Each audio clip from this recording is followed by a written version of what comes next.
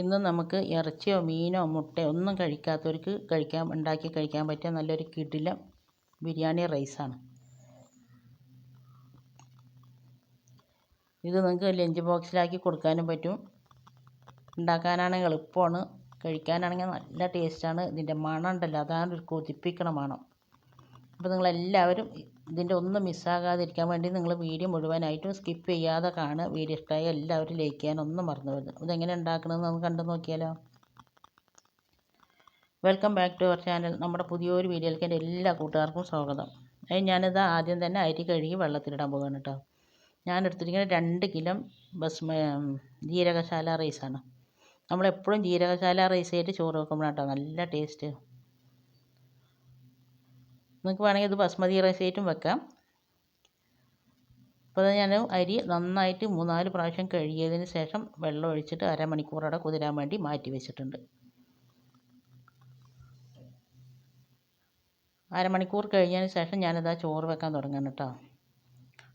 നല്ലൊരു ചട്ടി അടുപ്പിൽ വെച്ചിട്ടുണ്ട്. അതിലേക്ക് ഞാനൊരു 1/4 കപ്പ് ഓയിൽ ഒഴിച്ച് കൊടുക്കുന്നുണ്ട്. ഒരു 1/4 കപ്പ് നെയ്യ് ഒഴിച്ച് കൊടുക്കുന്നുണ്ട്. നിങ്ങൾക്ക് നെയ്യും എണ്ണയൊക്കെ കഴിച്ചാൽ കുഴപ്പമില്ല എന്നുള്ളവർക്കാണെങ്കിൽ 1 കപ്പ് വരെ ഒഴിക്കാം കേട്ടോ. 1/2 കപ്പ് ഓയിലും 1/2 കപ്പ് നെയ്യും ഒഴിക്കാം. ഇപ്പോൾ എണ്ണയൊക്കെ നെയ്യൊക്കെ നന്നായിട്ട് ചൂടായി വന്നിട്ട് അതിന് ശേഷം നമുക്ക് ഇതിലേക്ക് ഒരു സ്പൈസസ് ഇട്ട് കൊടുക്കാം. ഒരു 5-6 ഏലക്ക, അതുപോലെ തന്നെ 5-6 ഗ്രാമ്പു, 2 തുണ്ട് പട്ട, ബേ ലീഫ്, അര സ്പൂൺ വലിയ ജീരകം ഇട്ട് കൊടുത്തിട്ടുണ്ട്. അത് നന്നായിട്ട് പൊട്ടി അതിൻ്റെ ഫ്ലേവർ വരുന്ന സമയത്ത് ഞാനതിലേക്ക് ഒരു വലിയ ഉള്ളി ഇട്ട് കൊടുക്കുന്നുണ്ട്. അത് നന്നായി കനല്ലാതെ അരിഞ്ഞിട്ടാണ് ഇട്ട് കൊടുക്കുന്നത് കേട്ടോ. ഇനി ഉള്ളി നന്നായിട്ടൊന്ന് വഴന്ന് കിട്ടട്ടെ. ഉള്ളി വഴലട്ടെ. ആ സമയം കൊണ്ട് നമുക്ക് 30 മിനിറ്റ് കഴിഞ്ഞതിന് ശേഷം ഈ അരിയൊന്ന് നന്നായിട്ടൊന്ന് വെള്ളം വാരാൻ വേണ്ടി മാറ്റി വെക്കണം കേട്ടോ. അരിപ്പ പാത്രത്തിലേക്കൊന്ന് വാര വെക്കുക. അപ്പം ഞാനത് അരി വാര വെച്ചിട്ടുണ്ട്. നമ്മളിട്ട് ഉള്ളിയൊക്കെ നന്നായിട്ട് വഴന്ന് നല്ല സോഫ്റ്റായിട്ട് വന്നിട്ടുണ്ട് കേട്ടോ. ഒരുപാട് കളർ മാറി വരണ്ട, അപ്പോൾ ചോറിൻ്റെ കളറും വ്യത്യാസമാവുള്ളൂ. ഇനി നമുക്കിതിലേക്ക് കുറച്ച് മസാല ഇടാം. ഞാൻ ഇതിലേക്ക് 1 ടേബിൾ സ്പൂണ് ചെറിയ ഉള്ളി ചതച്ചതും, 2 ടേബിൾ സ്പൂൺ ഇഞ്ചി വെളുത്തുള്ളി ചതച്ചതും, 1 ടേബിൾ സ്പൂൺ പച്ചമുളക് ചതച്ചതും ഇട്ട് കൊടുത്തിട്ടുണ്ട്. പിന്നെ അതിലേക്ക് 1 പിടി മല്ലിയിലയും അതിൻ്റെ കുറച്ച് പുതിന ഇല ഇട്ടിട്ടുണ്ട് കേട്ടോ. ഒരു 2 സ്പൂൺ പുതിന ഇല ഇട്ടിട്ടുണ്ട്. പുതിന ഇല വേണ്ടെങ്കിൽ ഒഴിവാക്കുക, പക്ഷേ അതും കൂടി ഇടുമ്പോൾ നമ്മുടെ ചോറിന് നല്ലൊരു ഫ്ലേവർ ഉണ്ടാകും. അതുപോലെ ഇഞ്ചി വെളുത്തുള്ളിയും പച്ചമുളകൊക്കെ ചെറിയ ഉള്ളിയൊക്കെ ചതച്ചിട്ട് തന്നെ ഇടുക കേട്ടോ. അതിട്ട് എല്ലാം അതിൻ്റെ പച്ചമണമൊക്കെ നന്നായിട്ട് മാറിയതിന് ശേഷം നമ്മൾ ഇതിൽ ചോറിന് ആവശ്യമായിട്ടുള്ള വെള്ളം ഒഴിച്ച് കൊടുക്കുക. ഞാൻ ഈ പാത്രത്തിന് 1 പാത്രം അരിയാണ് എടുത്തത്. അപ്പോൾ അതുകൊണ്ട് ഞാൻ ഇതിലേക്ക് 1.5 പാത്രം വെള്ളം ഒഴിക്കേണ്ടത്. അരി എടുത്ത് ഏത് പാത്രമാണോ ആ പാത്രത്തിന് 1.5 പാത്രം വെള്ളം ഒഴിക്കുക. നിങ്ങൾ 4 കപ്പ് അരിയാണ് എടുക്കണമെന്നുണ്ടെങ്കിൽ 6 കപ്പ് വെള്ളം ഒഴിക്കുക കേട്ടോ. 1 കപ്പ് അരിക്ക് 1.5 കപ്പ് വെള്ളം. അതിനുശേഷം നമുക്ക് ചോറിന് ആവശ്യമായിട്ടുള്ള ഉപ്പ് ഇട്ട് കൊടുക്കുക. ഞാൻ കല്ലുപ്പാണ് ഇട്ട് കൊടുത്തിരിക്കുന്നത്. ഉപ്പ് ഇട്ട് കൊടുത്തതിന് ശേഷം നന്നായിട്ട് ഇളക്കിയതിന് ശേഷം നമുക്കത് മൂടി വെക്കാം. മൂടി വെച്ചിട്ട് ഇത് പെട്ടെന്ന് തന്നെ തിളച്ച് വരും. ഹൈ ഫ്ലെയിമിൽ തന്നെ ഇട്ട് വെക്കുക. നമ്മളെപ്പോഴും ബിരിയാണി ഉണ്ടാക്കുമ്പോൾ നമ്മുടെ അടുപ്പിൽ ഏതാണോ വലിയ ബർണർ വെച്ചാൽ അതിൽ ഉണ്ടാക്കുക കേട്ടോ. അപ്പോഴാണ് ചോറ് കുഴഞ്ഞു പോകാതിരിക്കുള്ളൂ. ഇപ്പോൾ തിളച്ചതിന് ശേഷം ഞാൻ തുറന്നിട്ട് നോക്കിയപ്പോൾ ഉപ്പ് കുറച്ച് കമ്മിയുണ്ട്. അപ്പോൾ ഞാൻ കുറച്ചും കൂടി ഉപ്പിട്ട് കൊടുത്തു. ഉപ്പ് കുറച്ച് വെള്ളത്തിൽ മുന്നിട്ട് നിൽക്കണം കേട്ടോ. അപ്പോഴാണ് ചോറിൽ ഉപ്പ് ഉണ്ടാവുള്ളൂ. പിന്നെ അതിന് ശേഷം നമ്മുടെ ചോറൊന്ന് കുഴഞ്ഞു പോകാതിരിക്കാനും നല്ലൊരു സോഫ്റ്റായി കിട്ടാനും വേണ്ടിയിട്ട് 1 നാരങ്ങ, ചെറുനാരങ്ങയല്ല വലുത്, അത് 1 നാരങ്ങൻ്റെ 2 മുറിൻ്റെ നീരും ഞാൻ ഒഴിച്ച് കൊടുക്കുന്നുണ്ട് കേട്ടോ. 1 നാരങ്ങ പറഞ്ഞാൽ 1 മുറിയല്ല, ഫുള്ളായിട്ടുള്ള നാരങ്ങൻ്റെ നീര് ഒഴിച്ച് കൊടുത്തിട്ടുണ്ട്. നാരങ്ങ നീര് ഒഴിച്ച് കൊടുത്തതിന് ശേഷം ഞാൻ അരി മുഴുവനായിട്ടും കൊട്ടിയിട്ടുണ്ട്. അരി ഇട്ട് കൊടുത്തിട്ട് 4 പാനം നന്നായിട്ട് ഇളക്കണം കേട്ടോ. എവിടെയെങ്കിലും പിന്നെ ചട്ടിയിലൊക്കെ ചിലപ്പോൾ ഇട്ട് വിടുമ്പോൾ അരി ഒട്ടിപ്പിടിക്കും. അപ്പോൾ അങ്ങനെയൊക്കെ പെട്ടിട്ടുണ്ട് പറഞ്ഞാൽ നറുക്കരി പെടുള്ളൂ. നന്നായിട്ട് ഇളക്കിയതിന് ശേഷം ഒരു വലിയൊരു ക്യാരറ്റ് ഞാൻ ഗ്രേറ്റ് ചെയ്തിട്ടാണ് ഇട്ട് കൊടുക്കുന്നത്. നിങ്ങൾക്ക് വേണമെങ്കിൽ പൊടിപ്പൊടിയായിട്ട് അരിഞ്ഞിട്ട് ഇട്ട് കൊടുക്കുക. ക്യാരറ്റും ഇട്ട് കൊടുത്തതിന് ശേഷം നന്നായിട്ട് ഇളക്കി കൊടുക്കുക. ഇനി ഇത് നമ്മൾ മൂടി വെച്ചിട്ട് ഹൈ ഫ്ലെയിമിൽ വെക്കുക കേട്ടോ. അപ്പോഴാണ് പെട്ടെന്ന് തിളക്കുള്ളൂ. നമ്മൾ അരി ഇട്ട ഉടനെ ഹൈ ഫ്ലെയിമിൽ തന്നെ ഇടുക. അപ്പോൾ ഹൈ ഫ്ലെയിമിൽ ഇട്ടിട്ടുണ്ടായിരുന്നു. പെട്ടെന്ന് തന്നെ തിള വന്നിട്ടുണ്ട്. തിളച്ചതിന് ശേഷം നന്നായിട്ട് തിളക്കൂട്ടോ. തിളച്ചതിന് ശേഷം തുറന്നിട്ട് നല്ലപോലെ ഇളക്കി കൊടുക്കുക.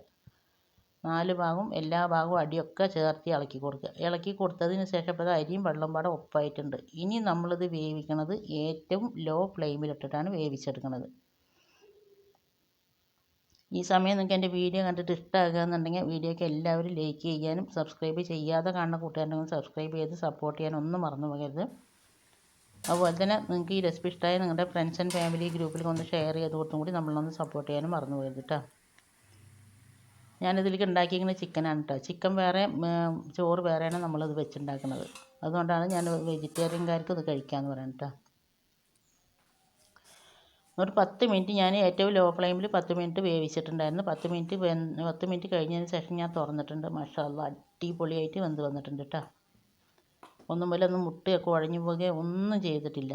ഞാൻ ഈ പറഞ്ഞ അളവോട് കൂടിയിട്ട് ഞാൻ ഈ പറഞ്ഞ കാര്യങ്ങളൊക്കെ ശ്രദ്ധിച്ചിട്ട് നിങ്ങൾ ഉണ്ടാക്കി പറഞ്ഞാൽ ഇനി ഒരിക്കലും നിങ്ങൾക്കൊരു ബിരിയാണി വെക്കുമ്പോൾ ഫ്ലോപ്പായി പോവില്ല, വെന്ത് കുഴഞ്ഞു പോവില്ല. ചിലവരൊക്കെ പറയുന്നുണ്ട് കേട്ടോ, ഇങ്ങനെ വെച്ചാലും ശരിയാണില്ല, വെന്ത് കുഴഞ്ഞു പോകണം, അല്ലെങ്കിൽ അരി വേകണില്ല, ഇടയിൽ വേകാത്ത അരി ഉണ്ട് ഒക്കെ. അതൊക്കെ അതിനുള്ള എല്ലാ സൊല്യൂഷനും ഞാൻ ഈ വീഡിയോയിൽ മുഴുവനായിട്ട് ഞാൻ പറഞ്ഞിട്ടുണ്ട്. 10 മിനിറ്റ് കഴിഞ്ഞതിന് ശേഷം നമ്മൾ തുറന്ന് ഇളക്കരുത് കേട്ടോ. നമ്മളിത് ദമ്മിടാൻ പോകുകയല്ല. ഇനി ഞാനൊരു വേറെ പാത്രത്തിലേക്ക് നമ്മൾ ചോറ് മേൽഭാഗത്ത് ഞാൻ ഇട്ടിട്ടുണ്ട് കേട്ടോ. ഇട്ടതിന് ശേഷം നമ്മൾ കുറച്ച് ഉള്ളി വറുത്തതും അണ്ടിപ്പരിപ്പും മുന്തിരി വറുത്തതും കുറച്ച് മല്ലിയില പുതിനയില അതുപോലെ ഗരം മസാലേൻ്റെ പൊടി, പിന്നെ നിങ്ങൾക്ക് നെയ്യ് ആവശ്യമുണ്ടെങ്കിൽ നെയ്യ് ഇട്ട് കൊടുക്കുക. ഞാൻ നെയ്യ് ഇടുന്നില്ല. അതുപോലെ തന്നെ നിങ്ങൾക്ക് ചോറ് മഞ്ഞ കളറിലും വെള്ള കളറിലും പാടെ കിട്ടണം എന്നുണ്ടെങ്കിൽ കുറച്ച് മഞ്ഞൾപ്പൊടി പാലിൽ കലക്കിയിട്ട് ഒഴിച്ച് കൊടുത്താൽ മതി. ഞാനിപ്പോൾ അങ്ങനെയല്ല, മഞ്ഞ കളറിലല്ല കേട്ടോ, ഇന്ന് വെള്ള കളർ ബിരിയാണി മതി പറഞ്ഞിട്ടാണ് ഉണ്ടാക്കുന്നത്.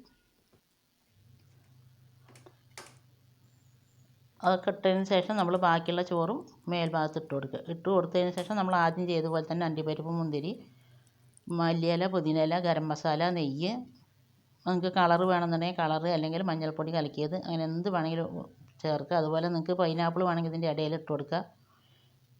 അതൊക്കെ നിങ്ങളുടെ ഇഷ്ടമാണ് കേട്ടോ. ഇവിടെ അങ്ങനെ പൈനാപ്പിളൊന്നും ചോറിലിട്ടിട്ട് പറഞ്ഞാൽ കഴിക്കാൻ ഇഷ്ടമല്ല, കുട്ടികൾക്ക് ഇഷ്ടമല്ല, അപ്പോൾ ഞാൻ അതൊന്നും ഇടലില്ല. എന്നിട്ട് നമ്മളിതെല്ലാം ചെയ്തതിന് ശേഷം അടച്ച് വയ്ക്കുക. അടച്ച് വെച്ചതിന് ശേഷം നമ്മളൊരു 5-10 മിനിറ്റ് ഏറ്റവും ലോ ഫ്ലെയിമിലൊന്ന് ദം ചെയ്തെടുക്കുക. അടിപൊളിയാണ്. നിങ്ങൾക്ക് അഥവാ പിന്നെ നേരിട്ട് അടുപ്പത്ത് വെച്ച അടി പിടിക്കുന്നുണ്ടെങ്കിൽ ഒരു തട്ട് വെച്ചതിന് ശേഷം നിങ്ങൾ അതിൻ്റെ മേലെ ബിരിയാണി ചെമ്പ് വെച്ചാൽ മതി കേട്ടോ. ഒരു 10 മിനിറ്റ് കഴിഞ്ഞതിന് ശേഷം തുറക്കുമ്പോൾ മാഷാ അല്ലാഹ് അടിപൊളി മണം, കിട്ടില്ല കൊതിപ്പിക്കണ മണം എന്നൊക്കെ പറയില്ലേ, ഇതേപോലെ ഇതുവരെ ഉണ്ടാക്കാത്തവരാണെങ്കിൽ ഒന്ന് ഉണ്ടാക്കി നോക്കുന്നുണ്ടെങ്കിൽ ഫീഡ്ബാക്ക് അറിയിപ്പിക്കാനും മറന്നു പോകരുത്. അതുപോലെ നിങ്ങൾ ഉണ്ടാക്കി നോക്കിയതിന് ശേഷം നിങ്ങൾക്ക് ഈ റെസിപ്പി ഇഷ്ടമായി എന്നുണ്ടെങ്കിൽ നിങ്ങളുടെ ഫ്രണ്ട്സ് ആൻഡ് ഫാമിലി ഗ്രൂപ്പിലേക്ക് ഒന്ന് ഷെയർ ചെയ്ത് കൊടുത്തുകൊണ്ട് നമ്മളൊന്ന് സപ്പോർട്ട് ചെയ്യാനും മറന്നു പോകരുത് കേട്ടോ. നിങ്ങൾക്കിത് ലഞ്ച് ബോക്സിൽ മക്കൾക്കാക്കി കൊടുക്കാനും, അല്ലെങ്കിൽ ഇറച്ചി മീനോ കഴിക്കാത്തവർക്ക് കഴിക്കാനും, ഇതിൻ്റെ കൂടെ ഒരു സാലഡ് ഉണ്ടെങ്കിൽ അടിപൊളിയാണ് കേട്ടോ. ഒരു പപ്പടം പൊരിച്ചതോ ഒരു സാലഡും ഉണ്ടെങ്കിൽ കുശാലായിട്ട് ചോറ് കഴിക്കുക. ഇത്ര നേരം എൻ്റെ വീഡിയോ കണ്ട് എന്നെ സപ്പോർട്ട് ചെയ്തതിൻ്റെ എല്ലാ കൂട്ടുകാരനെ കൊണ്ട് ഒരുപാട് നന്ദി. തുടർന്ന് നിങ്ങളുടെ സപ്പോർട്ട് ഉണ്ടാണ്. ഇനി അടുത്ത നല്ലൊരു കിടിലൻ വീഡിയോ ആയിട്ട് വരുന്നവരെ അസ്സലാമു അലൈക്കും, ബൈ.